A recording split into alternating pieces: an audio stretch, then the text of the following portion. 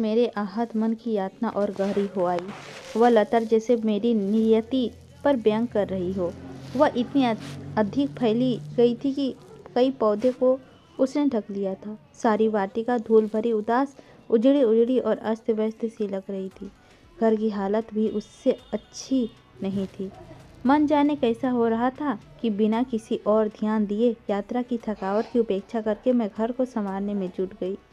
4-5 घंटों के अनवस्थ परिश्रम के बाद घर की हालत सुधर गई। इस बीच मैं नहीं जानती शोभन कहाँ व्यस्त रहे थे। हो सकता है उन्हें अब तक मेरी याद ही नहीं आई हो। सहसा मेरे निकट आकर अस्थिसाय भावुकता हो दिखाते हुए बोले, अरे तुम अभी तक काम में जुटी हो?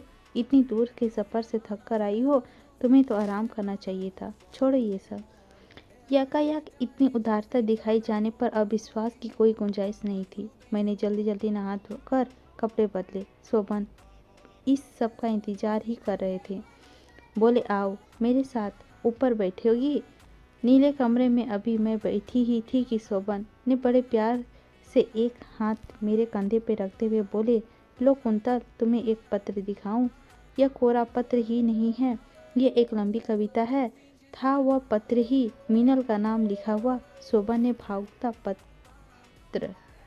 सचमुच ही वह पत्र नहीं, कविता थी जिसमें संवेदनाओं की गर्माहट थी, लेकिन वह गर्माहट जिसमें मेरी सिराओं से जलता हुआ कुछ तोड़ गया। शोभन कह रहे थे, यह मीनल को लिखा है मैंने, लेकिन मैं इसे छपवाऊंगा। कभी कभी लगता है कुंतल, जैसे भावनाओं का एक समूचा हिमालय है जिसे मैं एक छोटी सी गाड़ी में ही यूं कहूँ कि ठेले पर ढोने की कोशिश कर रहा हूँ। सहसा वह उछल पड़े, सुनो कुंतल, मेरी अगली किताब का नाम कैसे रहेगा? संवेदनाओं का हिमालय। उसमें वो लेख भी छपवाऊंगा जिसमें मेरी भोली और बड़े मन वाली कुंतियाँ हैं। मैं बोली कुछ नहीं। सच्चाई की परतें अब मुझसे उतनी छिपी नहीं थी।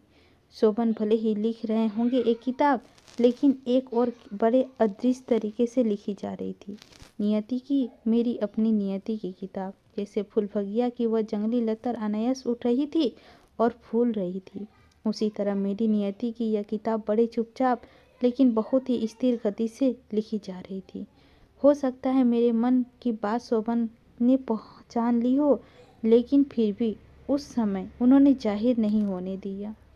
बड़े प्रेम से मुझसे बोले, 2-4 शब्द तुम भी लिख दो कुंतल, मीनल को बड़ा अच्छा लगेगा, बल्कि वह बहुत प्रसन्न होगी।